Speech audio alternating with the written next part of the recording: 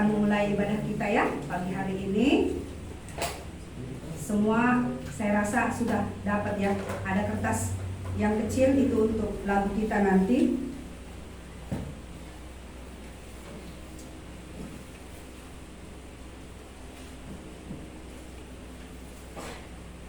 Kita akan memulai ibadah kita pagi hari ini. Shalom. Selamat pagi. Selamat tahun baru. Suaranya kurang kuat ya. Kalau 2023 ini angkanya udah banyak ini. Selamat tahun baru.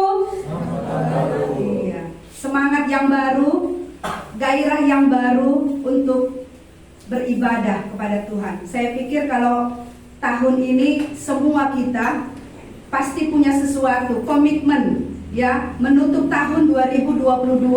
Saya yakin setiap kita punya apa ya, waktu itu mungkin judulnya introspeksi diri. Bagaimana saya di hadapan Tuhan?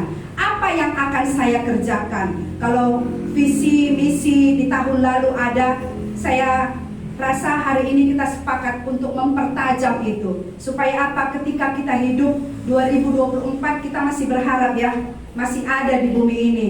Kalau kita hidup, kita sudah mengerti supaya kita melakukan pekerjaan baik. Itu artinya Tuhan menjadikan kita bukan supaya penduduk bumi ini padat dan sangat banyak jadi rame, tidak. Jadi hari ini supaya kita memahami, mari kita renungkan kebaikan Tuhan. Kita sampai pada tanggal 15 ya. Hari ini 15 hari saya ada di tahun 2023. Apa yang sudah kita terima?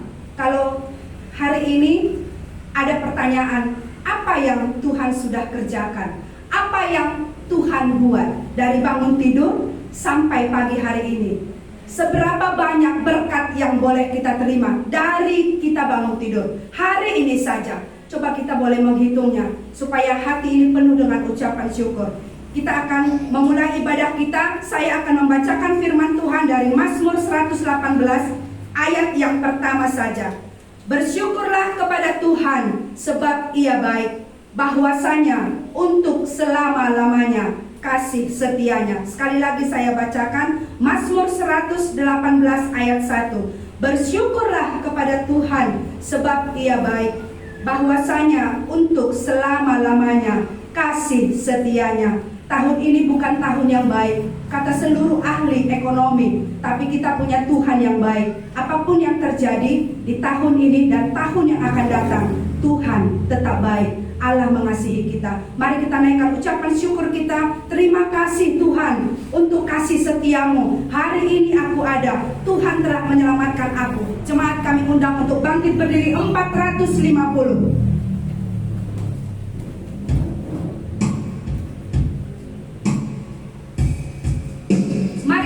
Ucapan syukur kita mau katakan hari ini, Tuhan terima kasih kalau hari ini aku ada. Semuanya karena anugerah Tuhan. Semua yang kumiliki, semua yang kunikmati, semua berasal daripada Tuhan. Terima kasih Tuhan. Terima kasih Tuhan untuk kasih setiamu.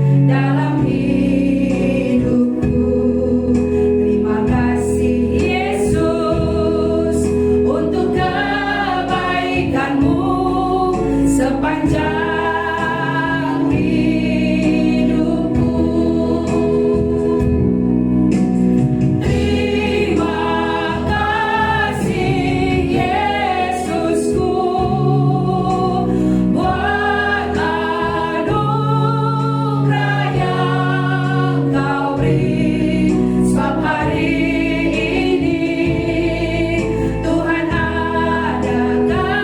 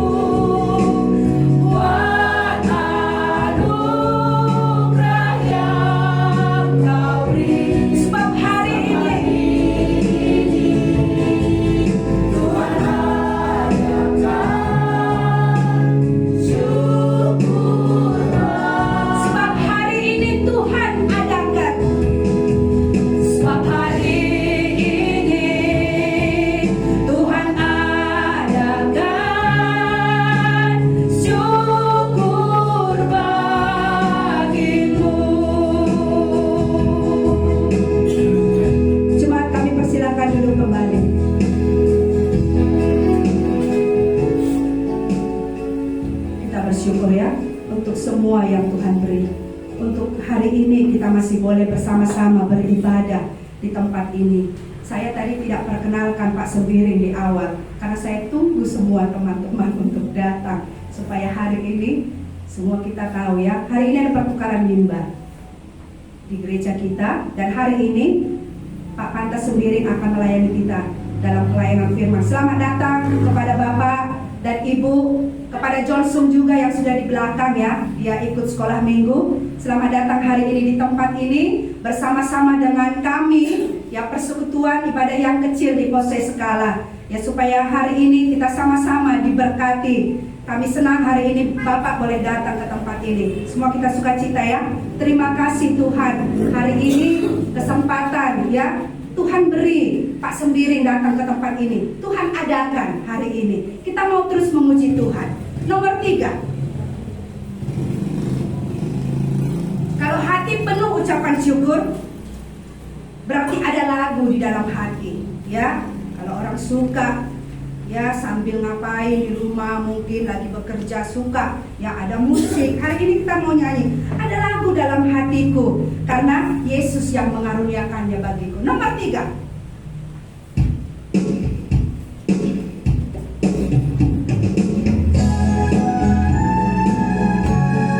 kita boleh bertepuk tangan ya. Kalau orang suka cita itu biasanya ada ekspresi.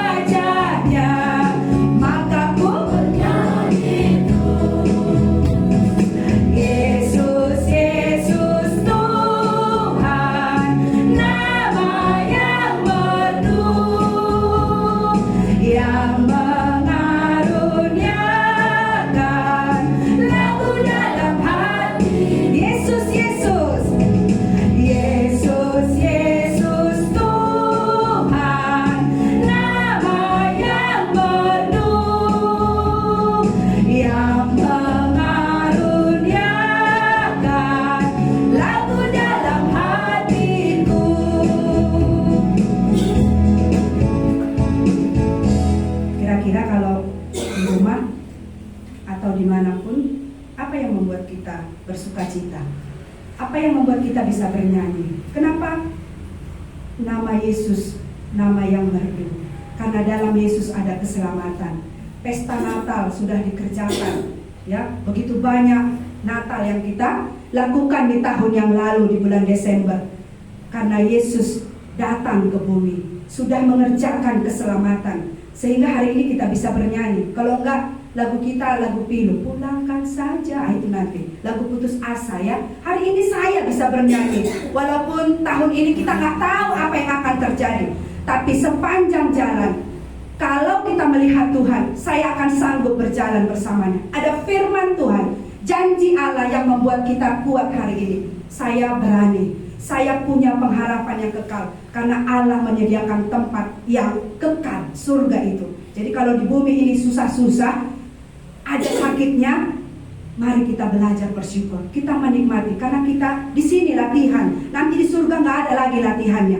Jadi kalau sakit, susah, senang, mari kita nyanyikan semuanya ucapan syukur kepada Tuhan. Kita akan berdoa, kita akan memuji Tuhan 418 sepanjang jalan kehidupan ini. Tahun ini kita nggak tahu apa yang terjadi. Bencana alam di mana-mana. Banyak orang sudah kehilangan harta benda, tapi kita tidak kehilangan juru selamat. Ya, amin ya. Kalau semua hilang, tapi saya punya Yesus yang tidak akan pernah hilang, jaminannya kekal. Sepanjang jalan suka duka silih berganti, mari kita datang tetap melihat Tuhan. 418.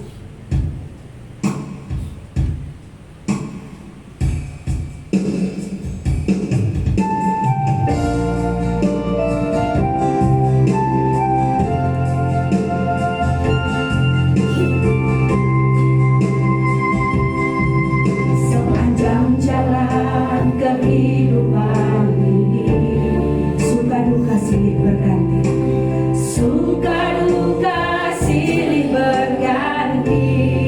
Janganlah takut, Janganlah takut bila badai menerpa. Percayalah Yesus selalu menjaga. Dia tak akan pernah tinggalkan. Dia tak akan pernah tinggalkanku. Selalu hadir dalam hidupku. Dia menuntun. Dia menuntunku. Angkat bila ku jatuh. Dia sungguh berarti bagiku.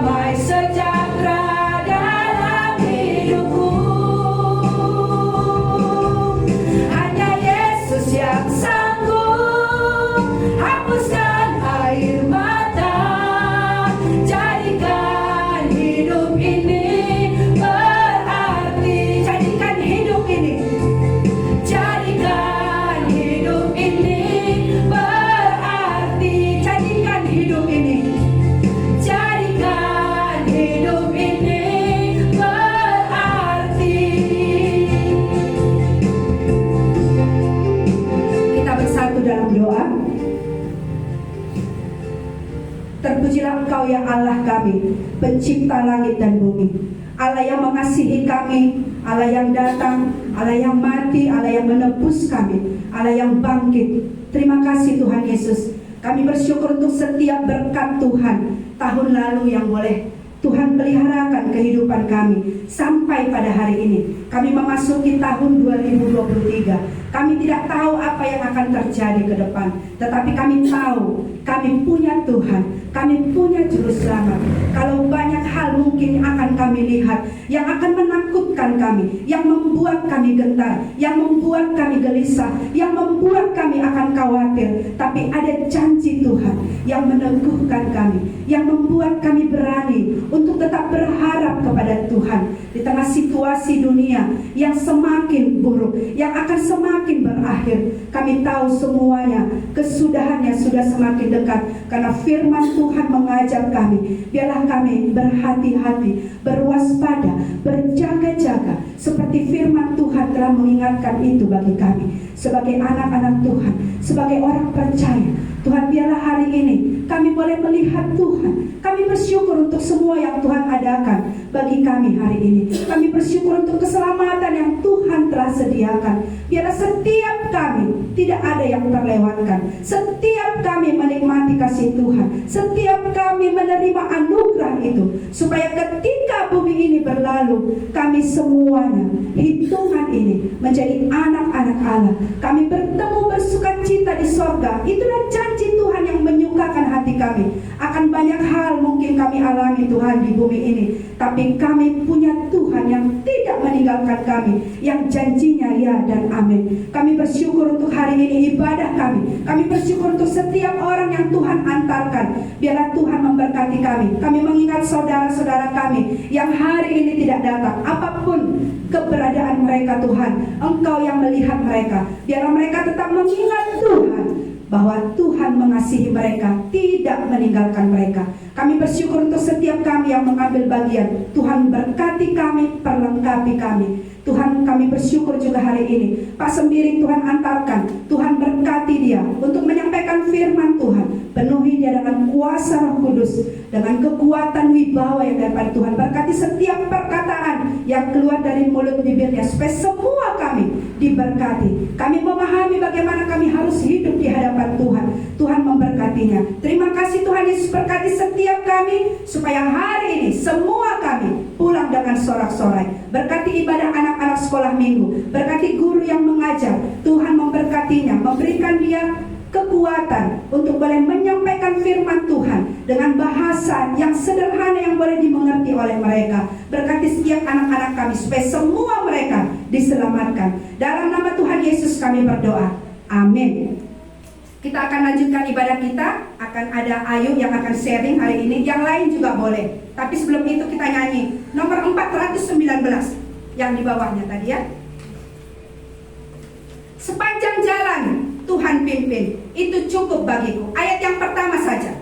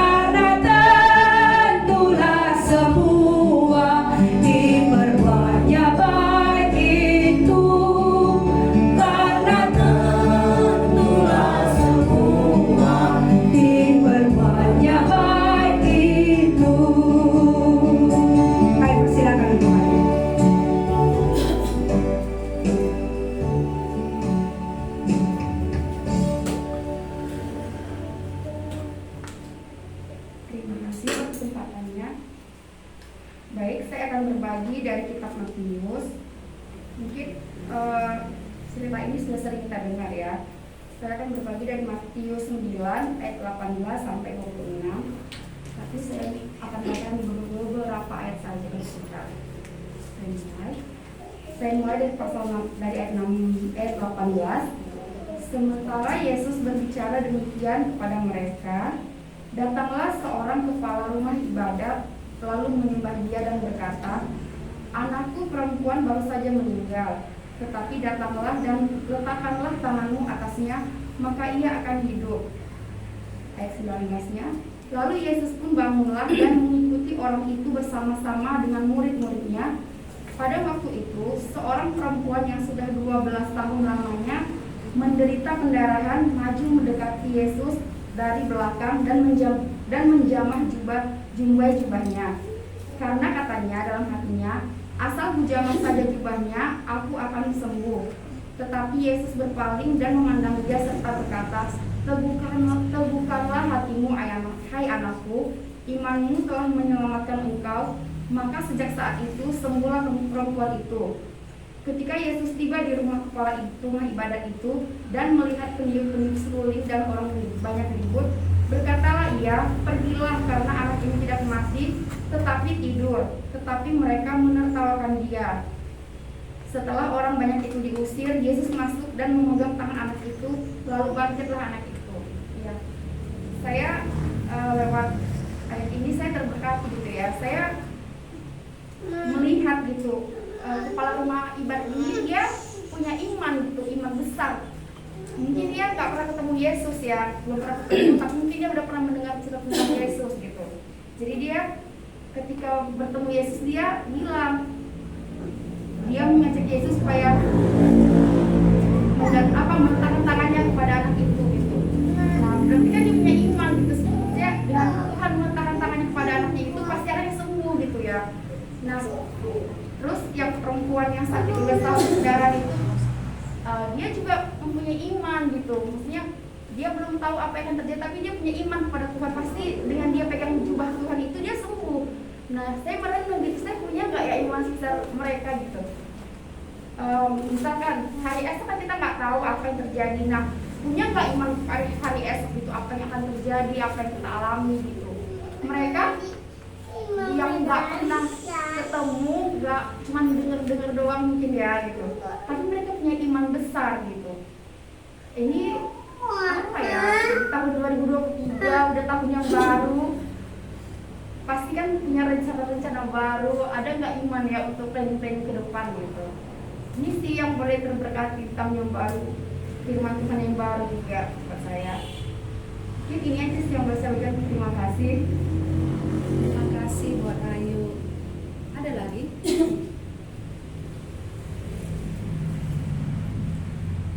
Enggak iman ya? Pertanyaan apa pernyataannya? Jadi Ayu gimana? Ayu gimana?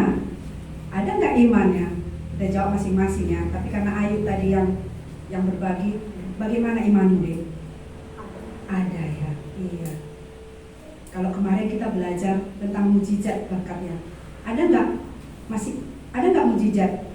Kata Pak Ningga waktu itu. Kalau jawabannya ada itu biasa. Jawabannya apa? Selalu ada, itu jawabannya.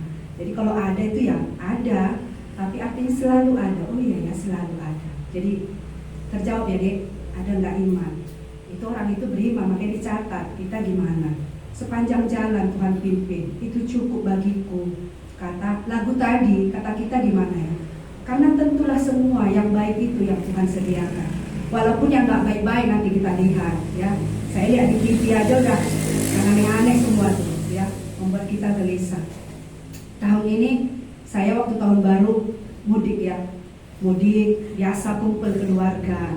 Kalau orang toba tuh ya biasa, kalau nggak jam 12 teng itu nggak sah untuk kebaktian. Jadi nunggunya udah ngantuk-ngantuk baru ibadah. Karena apa? Karena saya punya orang tua ya, yang tradisi itu belum bisa.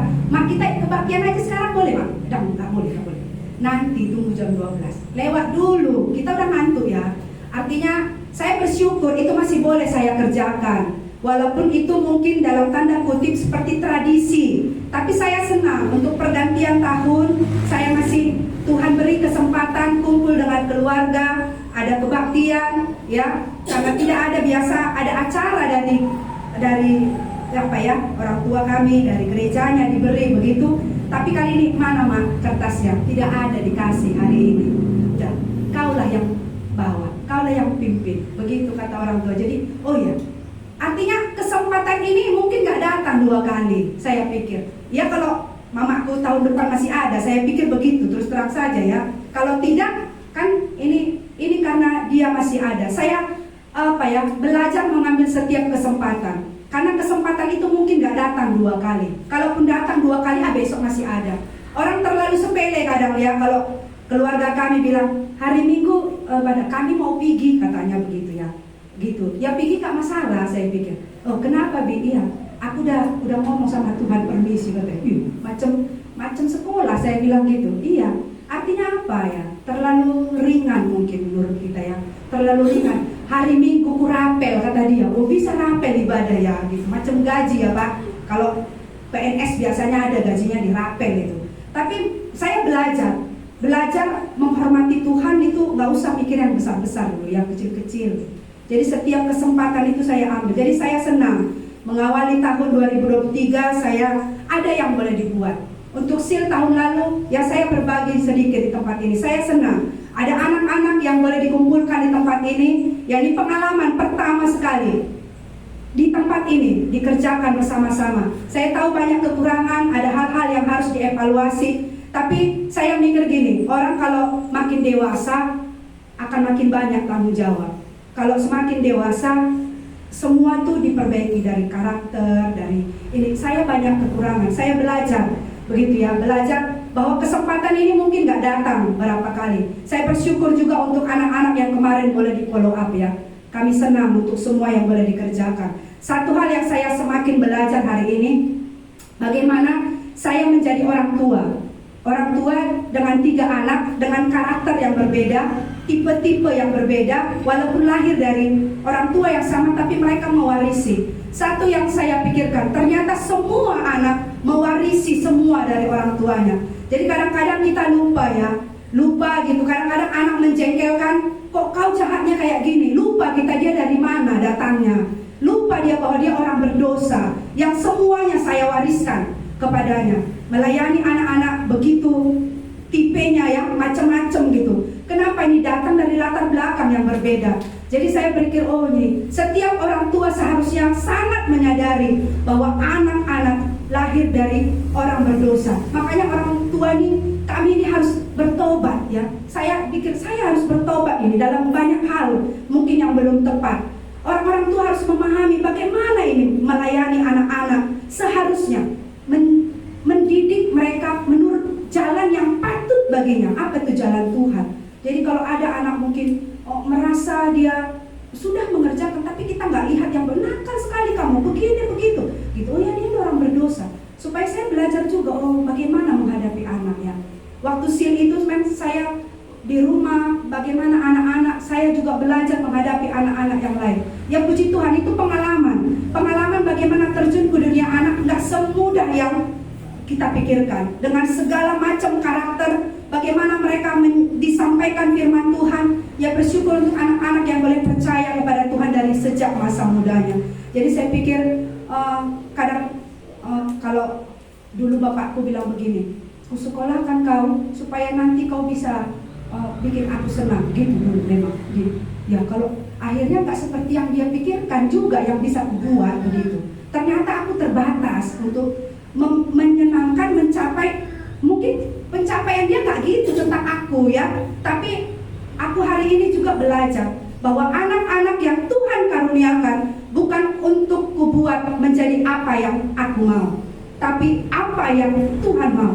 Saya harus belajar dan bertobat di situ. Supaya apa? Bukan aku yang menghendaki sesuatu, tapi Tuhan, perbuatan baik apa yang akan Tuhan sediakan bagi mereka. Saya belajar di sini serta begitu banyak ya di dunia anak-anak.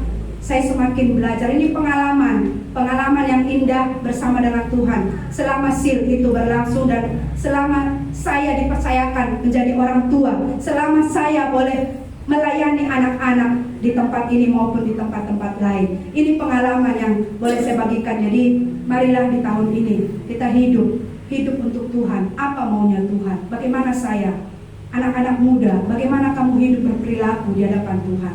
Bagaimana kami sebagai orang tua? Orang tua dulu memang lebih dulu harus bertobat supaya anak-anak memahami mengenal Tuhan dari orang tuanya. Saya sebenarnya kurang setuju ya kalau saya pernah dengar gini, orang tua bilang gini, apa gitu? Kau kok gitu? Apamu? Apa di sekolah diajarin seperti itu? Guru itu ngajarin gitu? Saya nggak setuju sebenarnya. Itu nggak mungkin guru ngajarin. Percuma kau sekolah minggu. Ada juga orang tua ngomong gitu. Apa gitu guru sekolah minggu mau ngomong? Saya kan guru sekolah minggu ya. Artinya kalau anak-anak dipercayakan kepada guru sekolah minggu, saya nggak setuju juga. Kenapa? Jumpanya minggu loh. Berapa jam? Paling 2 jam. Anak itu sama siapa? Sama saya. Saya yang harus datang sama Tuhan. Jadi guru-guru itu hanya dipakai Tuhan menjadi alatnya menyampaikan. Ini yang saya pelajari. Karena saya statusnya kan ya orang tua, saya ngajar anak juga. Ini yang membuat saya terintrospeksi diri. Tahun ini seperti apa?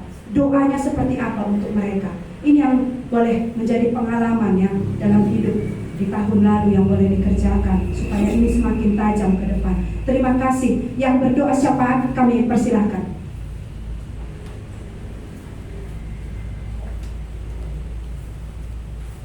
Ya, terima kasih untuk waktunya. Mari kita buka warta kita. Bagian yang pertama, kegiatan dan doa jemaat minggu ini. Yang pertama minggu ada ibadah penggembalaan dewasa dan anak. Yang kedua jam 10.30 nanti ada PA remaja. Di sini mungkin belum tertuliskan ya. Hari Selasa ini kita akan mulai kembali rumah belajar yang selama sebulan mungkin sudah libur, dan Selasa besok kita akan kembali buka, dan hari Jumat juga ya. Rumah belajar kita adakan 2 kali, Selasa dan Jumat. Nah, hari Minggu kita ada PDP. Hari Rabu maaf. Hari Rabu kita ada PDP, hari Kamis ada meeting pelayanan, hari Jumat ada rumah belajar, dan ada persekutuan anak Jumat Gembira. Ini juga awal ya tahun ini. Persekutuan anak Jumat Gembira akan kita mulai kembali untuk tahun ini juga. Hari Sabtu ada persiapan ibadah minggu. Yang B, untuk doa syukur, permohonan dan syafaat. Kita bersyukur untuk kita semua yang hadir. Yang kedua, kita doakan setiap kegiatan kita yang selama seminggu ini kita kerjakan. Yang ketiga, kita berdoa untuk rencana program yang akan kita kerjakan selama setahun ini. Yang keempat, kita berdoa untuk Bapak Yosi supaya Tuhan yang bisa menolong dia di dalam kesehatannya. Yang kelima, kita berdoa untuk dana kontrakan pos Yeskala. Yang keenam, kita berdoa supaya jemaat berkomitmen untuk dimuridkan tahun ini dan murid akan menjadi pelayan. Dan ada 2 pengumuman yang mungkin tidak tertera. Yang pertama, nanti selesai ibadah saya minta untuk pembimbing di dalam SIL kemarin, kita bisa berkumpul sebentar untuk menindaklanjuti follow up yang kemarin kita kerjakan. Mungkin kita akan mengerjakannya kembali. Untuk follow up ini kita akan membuat kembali berikutnya untuk anak-anak yang sudah lahir baru. Yang kedua, sesudah ibadah kita akan bicarakan untuk kunjungan ke rumah Bapak Yosi nanti. Ya, itu saja. Mari kita berdoa. Kami sungguh bersyukur oleh karena Engkau Allah kami, Allah yang begitu mengasihi kami, orang-orang yang sudah Tuhan pilih menjadi umat kepunyaan-Mu. Kami bisa memiliki janji oleh karena Engkaulah Allah kami, dan kami ini adalah anak-anak yang sudah Engkau tebus, dan kami bisa berpengharapan kepada Tuhan yang memberikan janji kepada kami.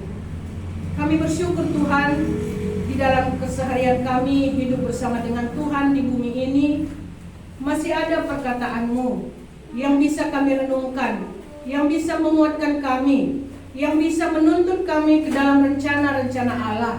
Dan di dalam belajar berpengharapan kepada Tuhan juga Engkau menyatakannya lewat firman-Mu. Kami bersyukur jikalau ada saudara-saudara kami yang bisa terberkati oleh karena Tuhan berbicara kepada mereka. Biarlah Tuhan dengan apa yang sudah mereka saksikan hari ini, itu juga bisa meneguhkan di dalam pengharapan mereka berjalan bersama Tuhan untuk hari-hari ke depannya. Karena firman-Mu lah kekuatan kami untuk melewati hari-hari yang mungkin kami tidak tahu apa yang terjadi ke depannya. Tapi satu yang kami mengerti, bahwa Allah yang berjanji itu setia menepati janjinya ketika ada ketaatan di dalam kami. Oleh karena itu Tuhan, buatlah supaya kami bisa hidup bergandengan dengan Tuhan itu senantiasa. Kami juga bersyukur ya Tuhan, jikalau Tuhan hantarkan juga kami hari ini di tempat ini untuk digembalakan oleh Tuhan lewat hamba-Mu. Biarlah kebenaran firman Tuhan yang bisa diperdengarkan hari ini, itu juga bisa menjadi kekuatan di dalam hidup kami. Itu juga bisa menjadi penuntun di dalam langkah-langkah kami bersama dengan Tuhan, supaya kami tidak merasa sendiri hidup di bumi, tapi kami punya pengharapan Engkau ada di dalam kami. Oleh karena itu berkatilah kami semua Tuhan, umat-Mu yang hadir di tempat ini untuk diisi oleh kebenaran firman-Mu. Begitu juga Tuhan, kami berdoa juga kepada-Mu, jikalau minggu ini kami akan memulai kembali apa yang sudah Tuhan percayakan kepada kami untuk melayani orang-orang yang ada Tuhan antarkan di tempat ini. Tuhan, kami bersyukur bisa menjadi rekan sekerja-Mu, menyatakan kebaikan Tuhan itu kepada orang-orang yang kami layani. Oleh karena itu Tuhan, teruslah perlengkapi kami. Jikalau kami banyak kekurangan di dalam pelayanan pun, tolong kami Tuhan supaya kami juga mau diperlengkapi oleh Tuhan. Supaya ketika kami melakukan pelayanan yang akan kami kerjakan, kami sungguh-sungguh melihat pertolongan-Mu satu demi satu, sehingga di dalamnya pun kami bertumbuh di dalam pengenalan kami kepada Tuhan, karena Engkau Allah yang mempercayakannya kepada kami. Kami juga terus berdoa Tuhan, mungkin ada program yang akan kami rencanakan juga di tahun ini. Untuk ini pun kami mau menyerahkannya ke dalam tangan Tuhan.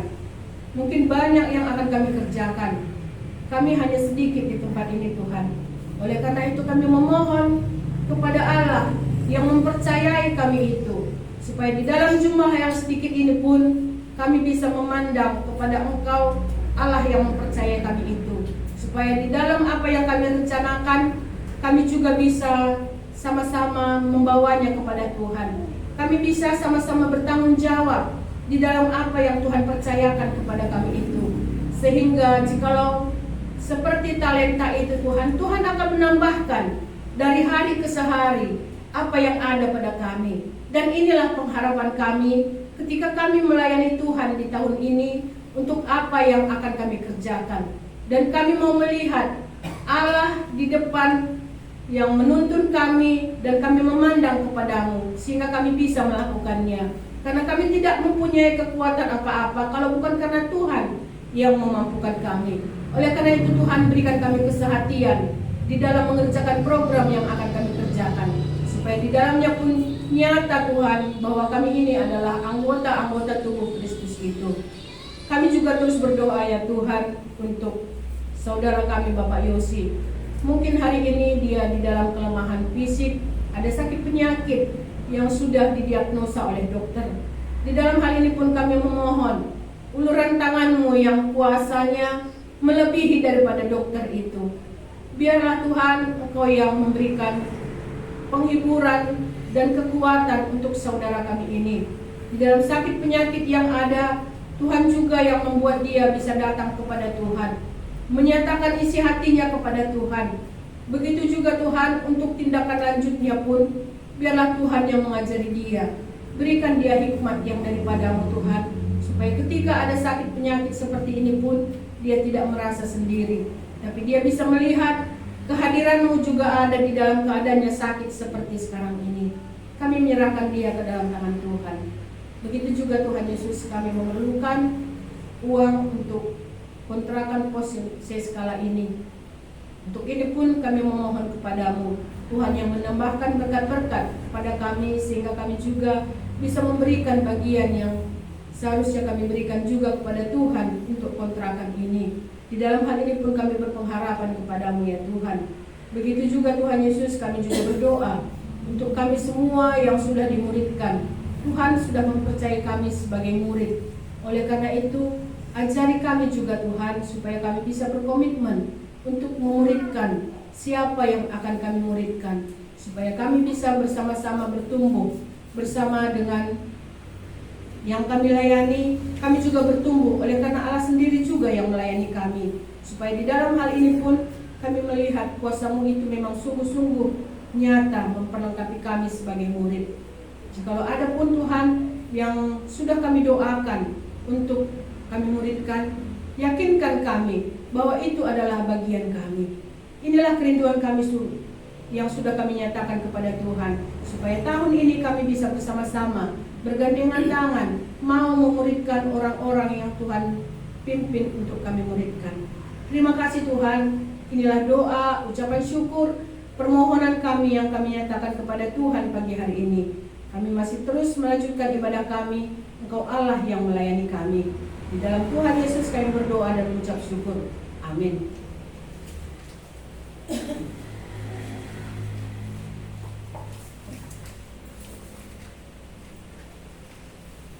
Kita akan mendengarkan firman Tuhan pagi hari ini.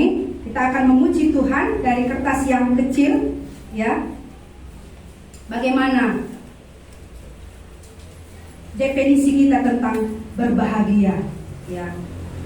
Bahagia kata dunia kalau semua ada, tapi kita akan dengar bagaimana berbahagia kata firman Tuhan. Kami akan persilahkan Pak Sembiring nanti membawakan firman Tuhan, tapi kita memuji Tuhan dari kertas yang ada pada kita. Berbahagialah orang yang kesukaannya ialah Taurat Tuhan. Ini kata Tuhan, ya. Mari kita nyanyikan lagu ini. Setelah lagu ini kami serahkan kepada Pak Sembiring.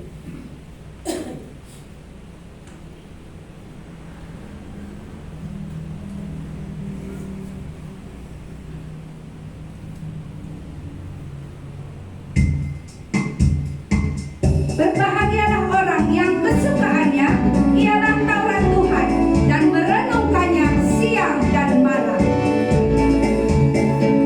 Berbahagialah orang yang kesukaannya ialah Taurat Tuhan dan yang merenungkannya siang dan malam. Ia seperti pohon yang di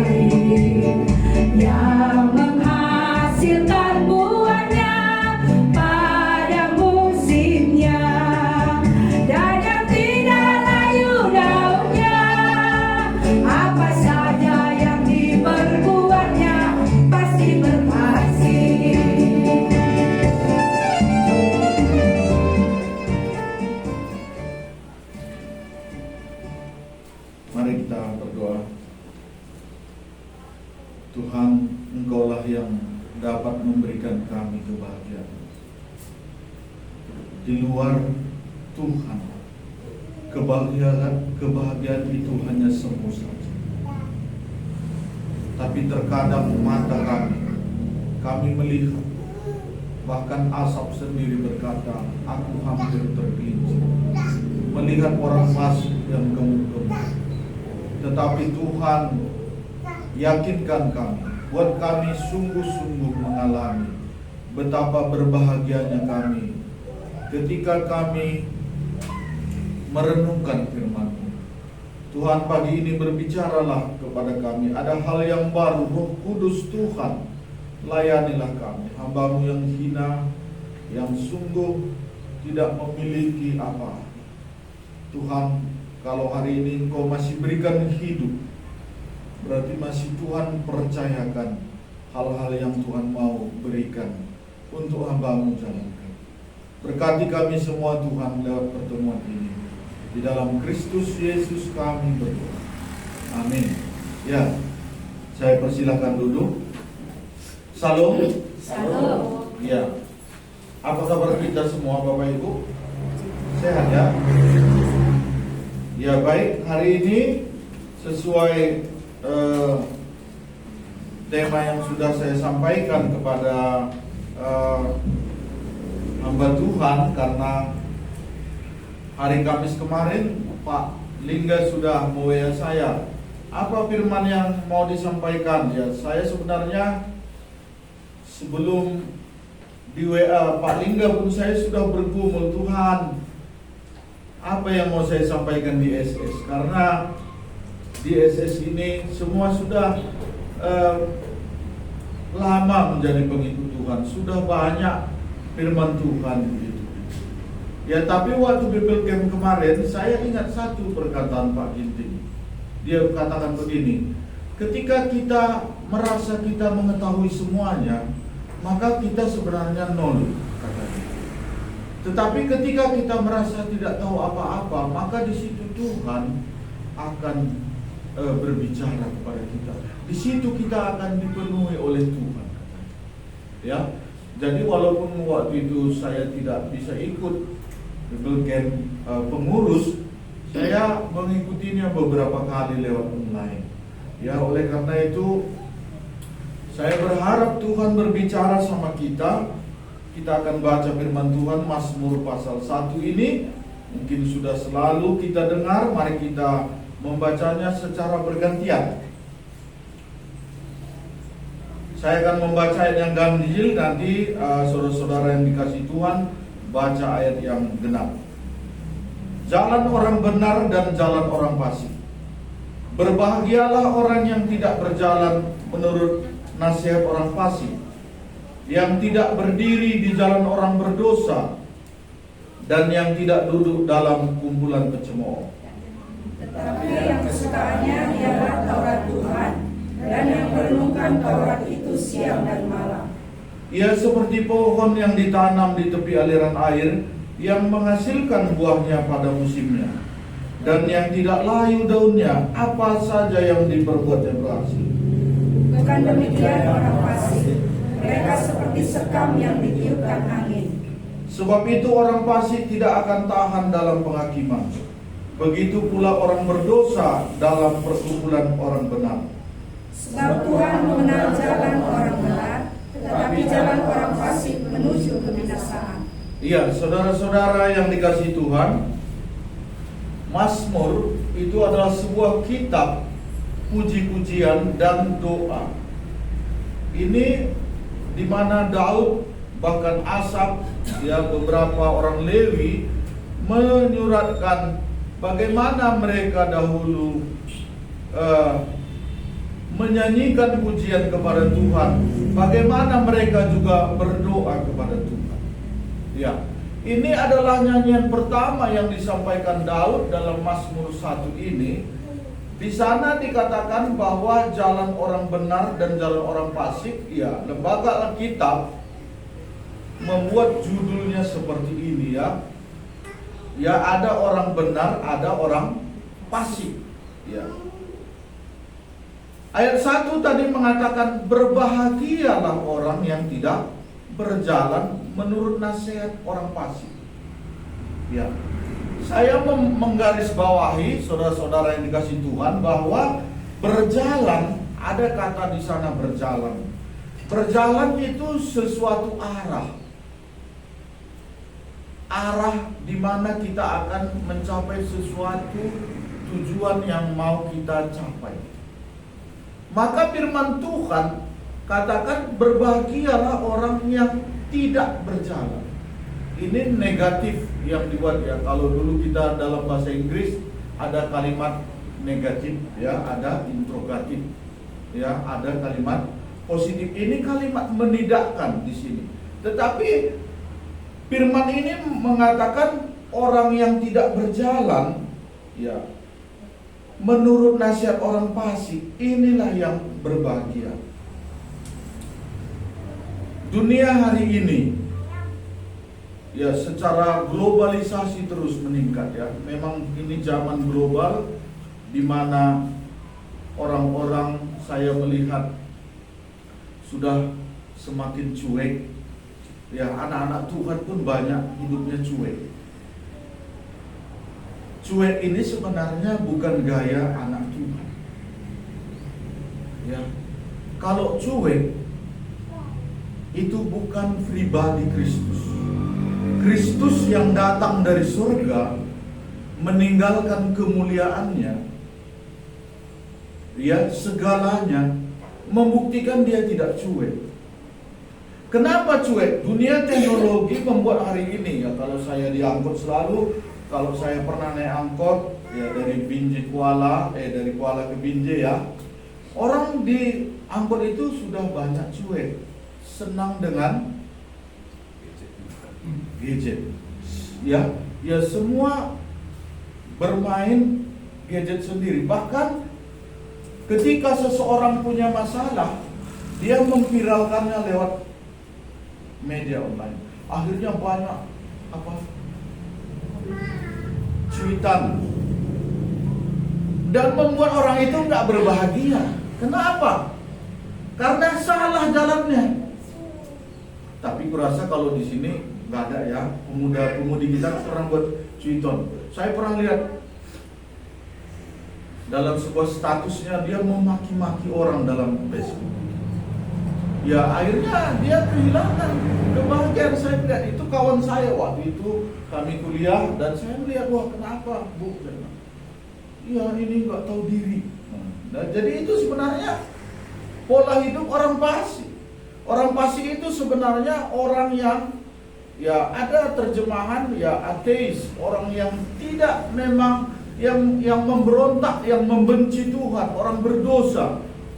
Ya nanti kita lihat ada raja, ya bagaimana? Makanya mari kita lihat dulu sebentar ya, perbandingan seorang raja Yosafat dengan Ahab. Ya, Ahab itu seorang fasik. Mari kita lihat dalam 2 Tawarik sebentar ya. Kita tinggalkan sebentar. 2 Tawarik 19. Ini kita akan bandingkan Raja Yosafat yang takut akan Tuhan dengan Raja Ahab yang dia adalah fasik ya.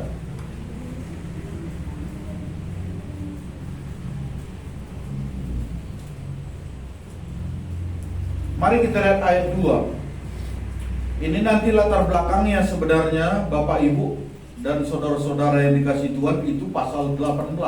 Tapi pasal 19 ayat 2 saya akan baca ini katanya. Ketika itu Yehu bin Hanani melihat itu. Ya, pelihat itu ini sebenarnya bukan pelihat, bukan peramal, tapi sebenarnya orang yang dipakai Tuhan ya. Pergi menemuinya dan berkata kepada Raja Yosafat, sewajarnyakah engkau menolong orang fasik dan bersahabat dengan mereka yang membenci Tuhan? Karena hal itu Tuhan murka terhadap engkau. Namun masih terdapat hal-hal yang baik padamu, karena engkau menghapuskan tiang-tiang berhala dari negeri ini dan mencari Allah dengan tekun.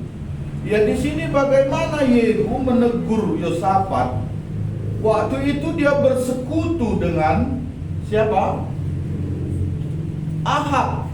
Ahab ini besannya, karena waktu itu Yosafat dia memerintah Yehuda, ya, sementara Ahab itu dia memerintah Yerusalem, karena kerajaan Israel setelah Daud terpecah, ya, sudah terpecah menjadi dua, sehingga kerajaan ibu kota daripada Israel ini diperintah oleh Ahab. Ahab ini sebenarnya raja orang fasik. Makanya banyak orang menderita pada zaman Ahab. Makanya ketika pemerintahan dipimpin oleh orang fasik, sebenarnya Amsal mengatakan bahwa maka menderitalah rakyat. Ya, makanya kita lihat di sini bagaimana waktu itu sebenarnya.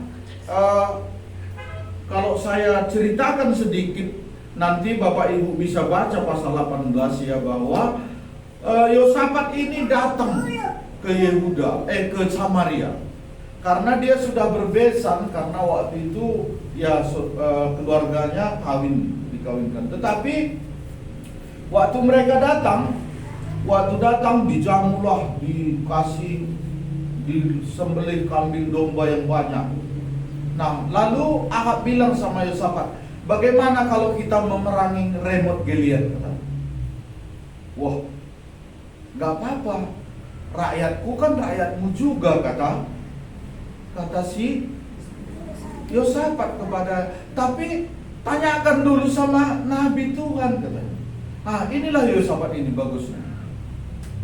Masih adakah Nabi Tuhan di Israel, katanya. Karena sebelumnya nabi-nabi yang ada di Israel itu ada 400 nabi di situ, menubuatkan kepada Ahab bahwa mereka maju berperang dan Tuhan akan menyerahkan Ramot Gilead itu, katanya, kepada si Ahab ini. Ya, jadi Ahab senanglah. Tapi datang si Ahab, ada Yosafat masih ada. Satu lagi katanya, cuma satu. Bayangkan 1 banding lawan 400 nabi Tuhan waktu itu. Tapi satu nabi ini gak pernah menubuatkan yang baik tentang aku, katanya. Marah dia. Ini yang dibaca pasal 18. Gak pernah, apapun dikatakannya selalu yang buruk begitu. Makanya dia gak suka sebenarnya Ahab ini. Tapi datang besok, udah panggil dia, katanya. Lalu dipanggil lah. Ditanyalah bagaimana, ya saya lupa nabinya itu, tapi ada di sana. Mari kita lihat sebentar pasal 18 ya. Nah, ayat berapa bang? Ayat 12. Ya ada Mika ya, mari kita lihat di sini. Karena waktu itu semua nabi-nabi itu sudah tidak lagi, sudah sepakat mereka akan beruntung, katanya sama Ahab. Ahab akan beruntung, katanya. Lalu ayat 12, suruhan yang pergi memanggil Mika, itu namanya, itu berkata kepada, dikasih taunya lagi suruhan itu, katanya, ketahuilah nabi-nabi itu sudah sepakat meramalkan yang baik bagi raja. Hendaklah engkau juga berbicara seperti salah seorang daripada mereka dan meramalkan yang baik. Ayat 13, ini seorang yang sungguh berpihak kepada Tuhan, Milka ya. Tetapi Milka menjawab, demi Tuhan yang hidup, sesungguhnya apa yang akan difirmankan Allahku, itulah yang akan kukatakan. Ya, jadi singkat ceritanya Bapak Ibu, bagaimana akhirnya ya si Milka ini mengatakan sebenarnya bahwa Mika ini bahwa Ahab akan mati. Datang si Ahab bilangnya sama Yosafat, kan aku bilang tadi, dia selalu meramalkan yang buruk, katanya. Marah dia lagi gitu. Karena dibilangnya engkau nggak akan kembali. Ya akhirnya udah berperang juga, Yosafat ikut juga. Makanya saya melihat cerita ini, kadang anak Tuhan ya mungkin bisa dari saudara kita, dari family kita, bisa kita diseret kefasikan di sini. Makanya kita harus waspada. Makanya Mazmur tadi bilang apa? Berbahagialah orang yang tidak berjalan menurut nasihat orang fasik. Akhirnya Yosafat berperang. Bahkan gini kata Ahab, kau pakaian raja ya, aku menyamar dia, nanti di sini dibaca. Udah akhirnya menyamar dia. Waktu menyamar datang bangsa Ramon Gilead itu udah dimuatkan sama pasukan keretanya. Siapa nanti pakaian raja, itu aja serang katanya. Wow, pakaian raja lah Yosafat. Padahal Yosafat itu bagus. Ya, lalu udah pakaian raja, datanglah penyerang pasukan 100 itu, diserangnya. Lalu menjerit si Yosafat, wow Tuhan katanya. Dalam bahasa Karo jelas dia berseru kepada Tuhan. Kalau si Ahab tadi enggak, akhirnya Tuhan menolong Yosafat dan membuat tentara itu pergi begitu ya. Tetapi Ahab tidak. Jadi orang fasik di sini jelas tadi dikatakan ayat 2 bahwa katanya si Yehu tadi dibilangnya, sewajarnyakah engkau menolong orang fasik dan bersahabat dengan mereka yang membenci Tuhan. Jadi dari sini orang fasik ini orang yang membenci Tuhan. Orang yang tidak mau sungguh-sungguh mencari Tuhan. Itulah Ahab. Ya. Akhirnya bagaimana? Ada satu orang pemanah yang asal-asalan dia memanahkan panahnya waktu itu, sehingga kenalah siapa? Ahab dibilang sama yang bawa keretanya, bawa aku dari sini, tapi pertempuran makin sengit. Akhirnya sampai sore mati. Betul kata Mika tadi.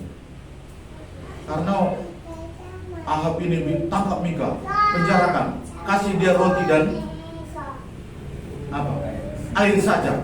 Sebelum aku pulang, datang Mika bilang, kau bilang apakah engkau masih pulang? Katanya Mika percaya sama Tuhan.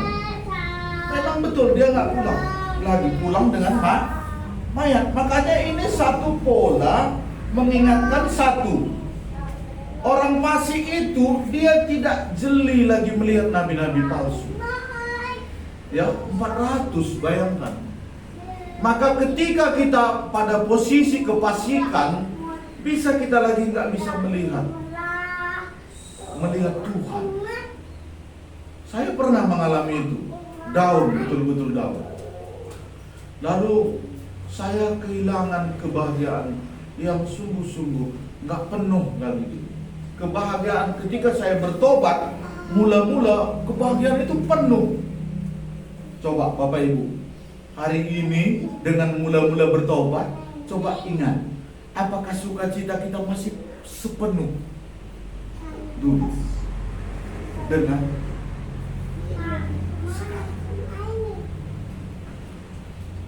jangan-jangan kita nanti terkamir seperti Yosafat. Terkamir karena berbesan. Dia menghargai.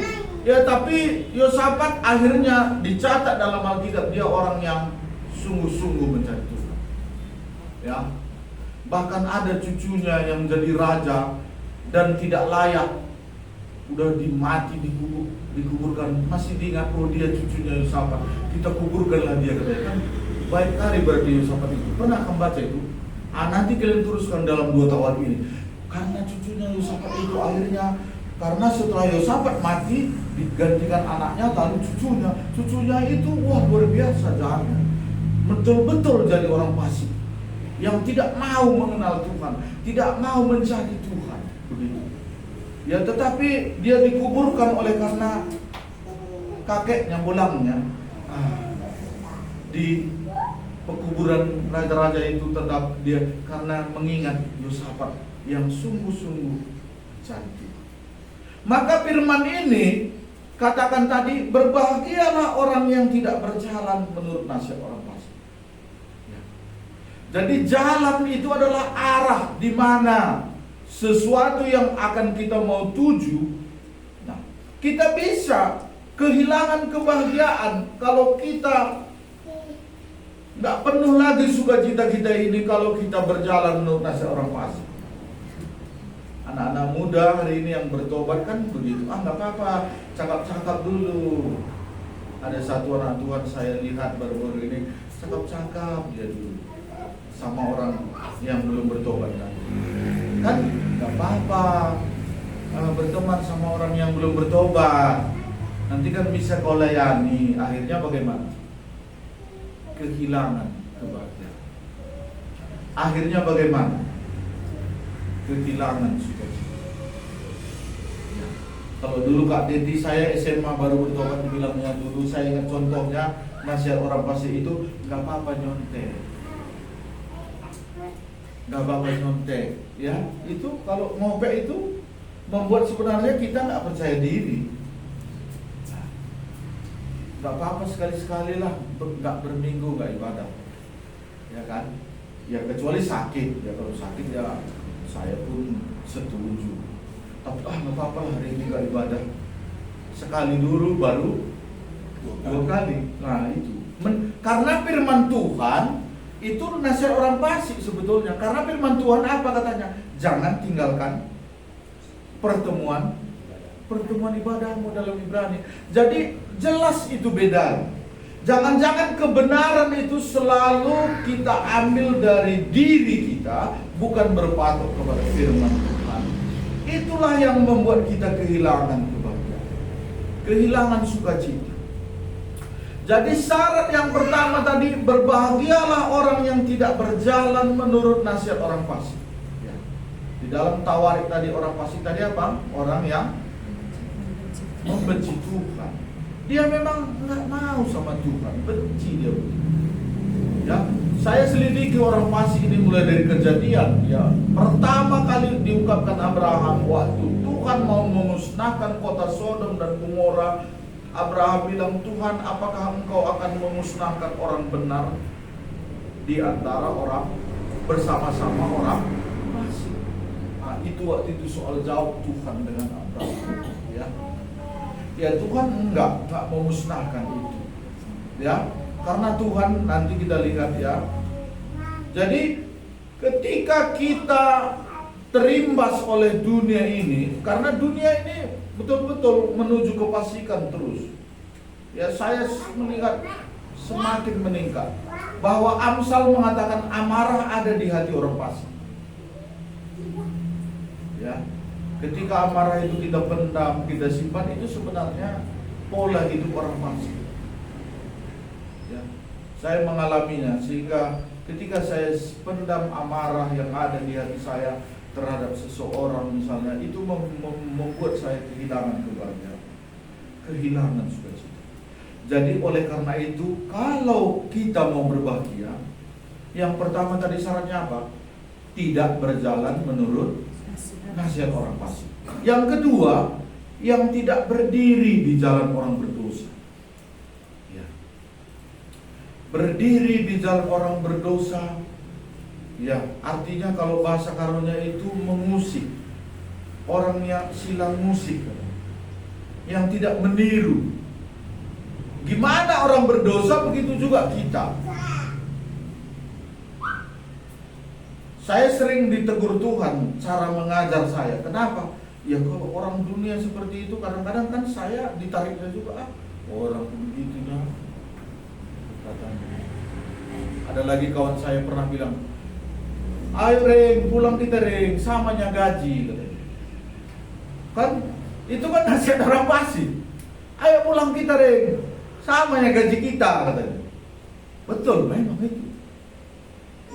Dari Kuala saya ke Binjai, itu kan jalan-jalan orang berdosa. Setia selalu sampai menunggumu katanya. Dibuatnya situ gambar perempuan yang porno.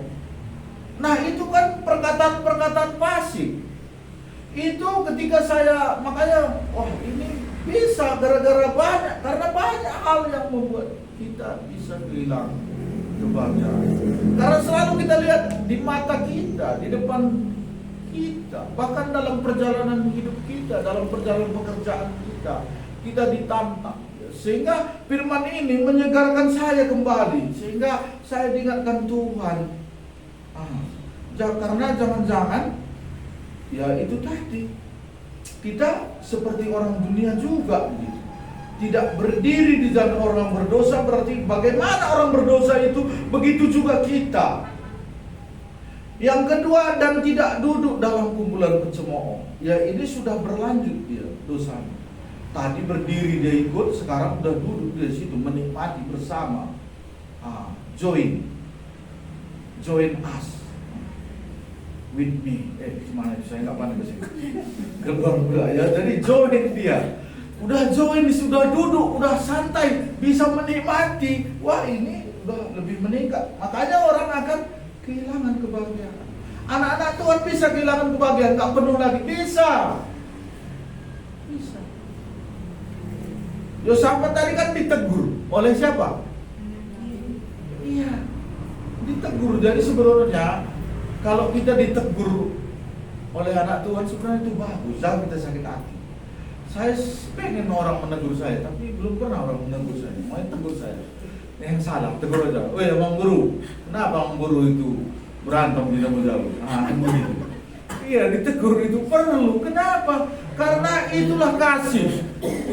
Itulah kasih. Jangan dibiarkan kawan kita hanyut. Orang hanyut di sungai aja kalian tolong kan? Ini kalau kawan kita berdosa, tegur. Ada firman Tuhan itu, tegur katanya. Kalau nggak mau dia empat mata. Kalau itu undang lagi majelis katanya. Kalau nggak serahkan sama iblis. Ada itu, saya lupa di mana. Pernah kamu baca kan? Serahkan sama iblis katanya. Jadi perlu ya tegur saya ya, jangan tengok ya bahwa nggak ada ya, kita samanya di mata Tuhan, punya kekurangan dan kelebihan. Nggak ada yang sempurna. Yang sempurna hanya Yesus. Makanya dialah Allah kita, Raja kita. Dia segalanya bagi kita. Ya, mau berbahagia Bapak Ibu. Yang pertama tadi, tidak berjalan menurut nasihat orang fasik. Berjalan, ya ada jalan arah. Karena di dunia ini pun ada jalan lebar dan sempit. Ya, ini pun jalan yang mana kita tempuh. Baru yang kedua tadi, tidak berdiri di dalam orang berdosa dan tidak duduk dalam kumpulan pencemooh.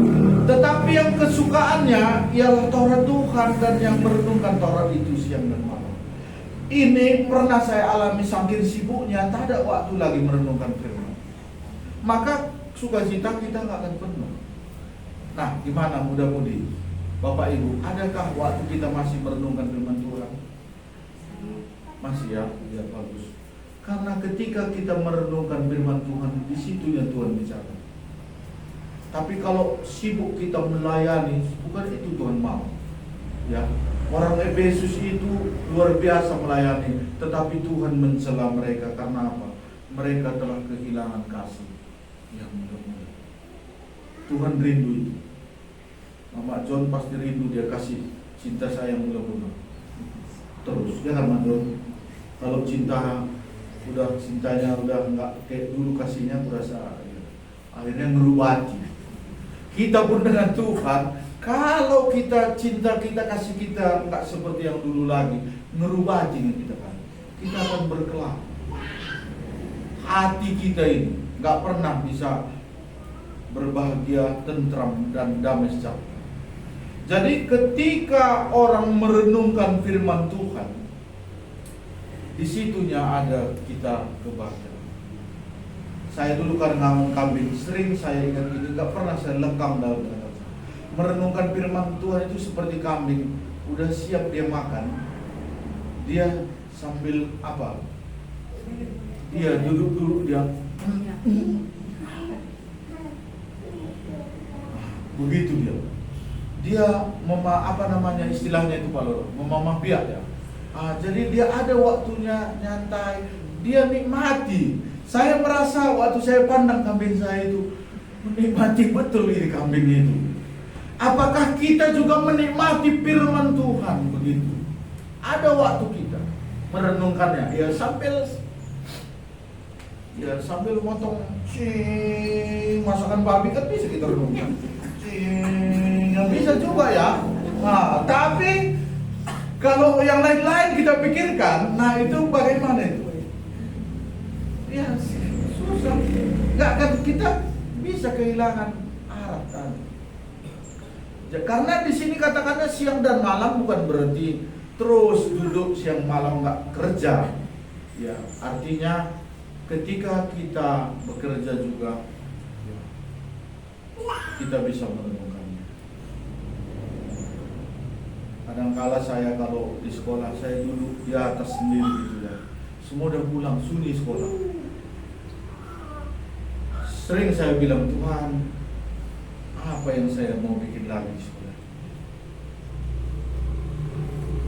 Jadi ketika kita terus ada merenungkan, dan saat teduh kita pagi-pagi itu kita renungkan, disitulah segar jiwa kita. Tapi kalau sibuk terus, nah ini kita, sukacita kita akan kehilangan sukacita. Bahkan sukacita itu nggak bisa penuh.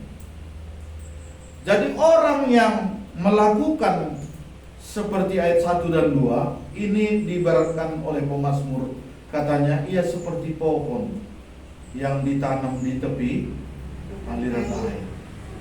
Ya. Kita pernah lihat pohon di tepi aliran air ya. Nah, pasti memang subur. Saya selalu pandang pohon-pohon di pinggir sungai ya, selalu daunnya hijau. Dan bagaimanapun keadaan cuaca itu tidak mempengaruhi.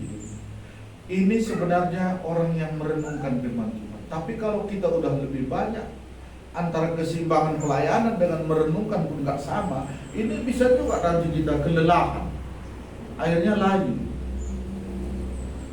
nggak segar. Bagaimana pengalaman kita?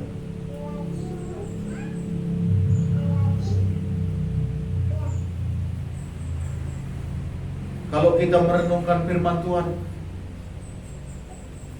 adakah sukacita kita, kebahagiaan kita? Ada ya. Ya, jadi seperti pohon yang ditanam di tepi aliran air ya. Aliran air itu saya perhatikan ada aliran cemberan, limbah tempat kita apa? Siap mandi. Saya tengok segar juga. Tepi aliran air, dia nggak bilang dia di tepi aliran sungai ini firman ini. Jadi kalau tepi aliran air berarti kalau ada air, tumbuhan itu segar, nggak layu. Saya tengok air cemberan, betul, segar dia, nggak melus dia. Ketika ada menerpa apa? Kenapa? Karena akar-akarnya itu selalu mendapatkan air, ya. Jadi tumbuhan aja pun bisa fresh, segar. Apalagi kita menambatkan hati kita, pikiran kita selalu kepada Tuhan, pasti ya saya yakin ini segar. Tapi apa yang membuat kita kehilangan sukacita, kebahagiaan itu?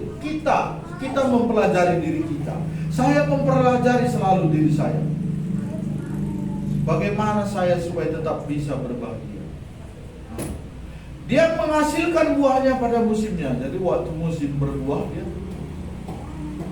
Ya saya nanya sama Mama John, apakah anak Tuhan ini ada juga musim berbuahnya? Mak, aku bilang kemana? Kalau menurut kita gimana?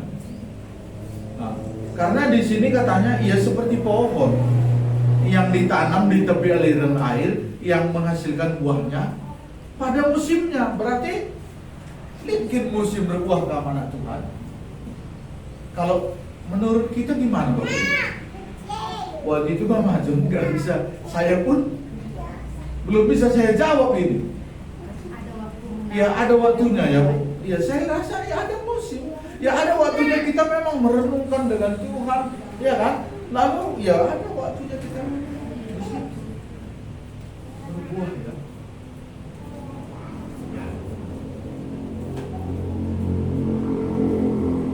Ya memang kan pertama bertobat kita kan belum berbuah ya. Tapi nanti ada waktunya setelah dewasa baru kan berbuah. Inilah artinya, maksudnya menghasilkan buahnya pada musimnya. Nah, nggak langsung orang bertobat, iya langsung dia. Tapi ada memang dia ketika bertobat dia langsung memberitakan Injil. Nah, awalnya ya. Saya memang senang sekali kalau memberitakan Injil. Ketika saya udah diam, nggak lagi memberitakan Injil, nggak pergi, wah mulailah kehilangan sukacita. Nah, bagaimana orang fasik? Apa saja diperbuatnya berhasil, ini gak usah saya bahas ya lebih dalam. Nah, nanti Bapak Ibu sendiri, saudara-saudara menerjemahkannya. Karena sini udah pintar semua kan. Ya, baik.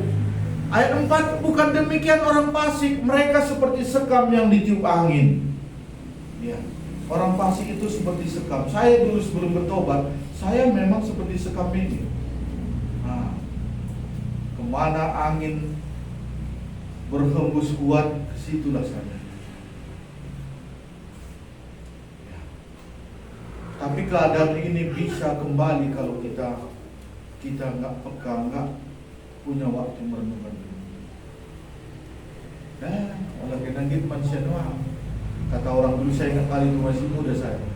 Dari pendirian katanya itu dulu. Itu masih muda saya. Jangan mau sama siapa itu.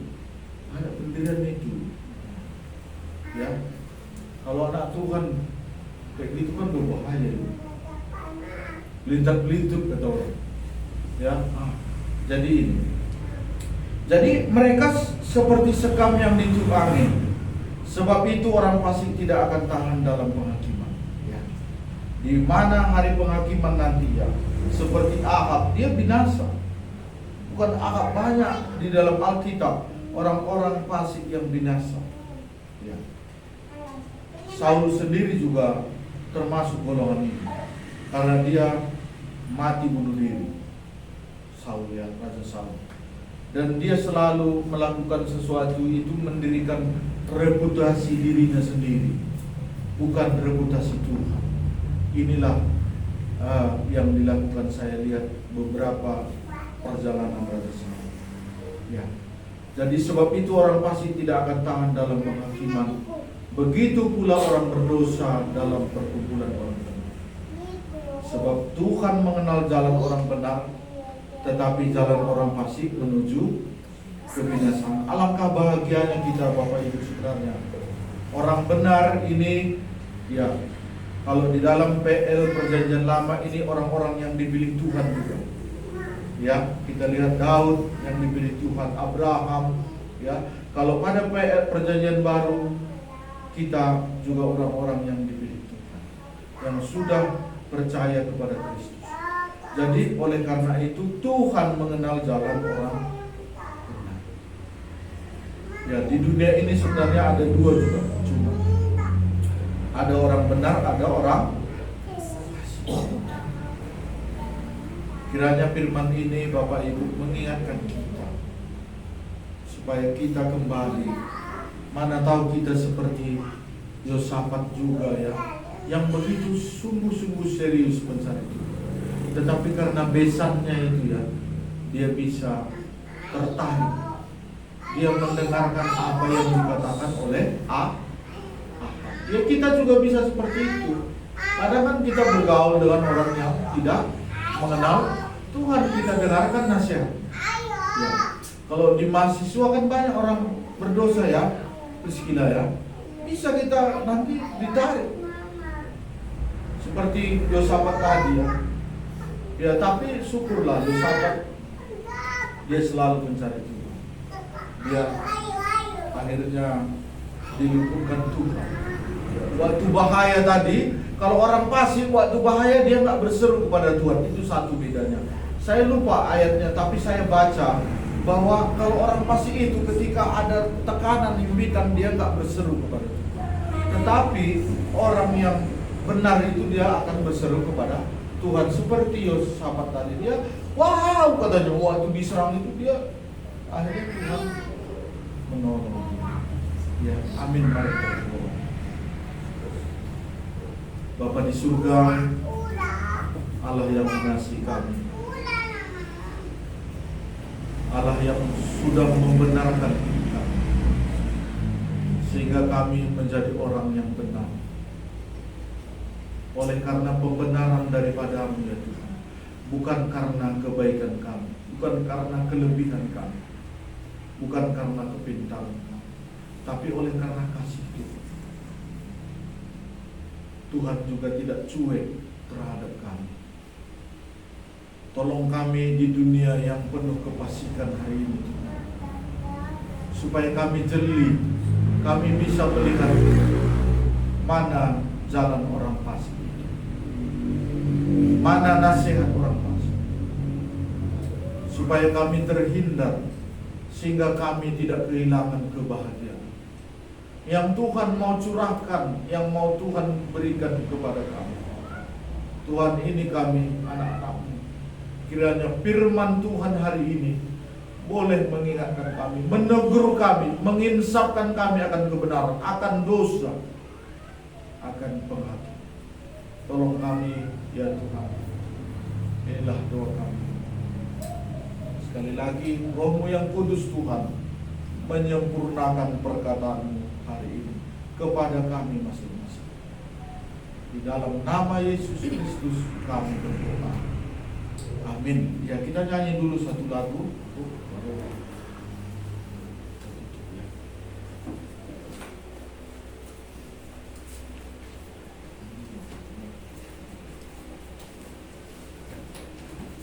Kita akan memuji Tuhan ya, karena firman Tuhan yang sudah kita dengar. Jadi sekarang kita tahu ya, berbahagia itu versinya Tuhan seperti apa. Kalau mau bahagia, datang kembali kepada firman. Kalau menurut dunia, kita udah tahu ujungnya kebinasaan. Jadi kita semua mau bahagia ya, menurut kata Tuhan, karena di situ akan ada bahagia dan sukacita. Kita nyanyikan lagu yang tadi ya, berbahagia orang yang kesukaannya. Setelah ini Pak Sembiring akan menutup dalam doa.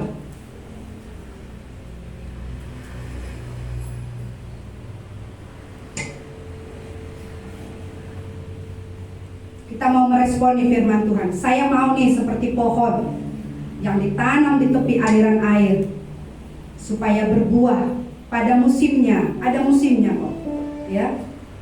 Supaya kita merenungkan firman Tuhan siang dan malam. Mulai hari ini saya mau merenungkan ini siang dan malam, supaya itu dalam diri kita ya. Silakan Pak Lok.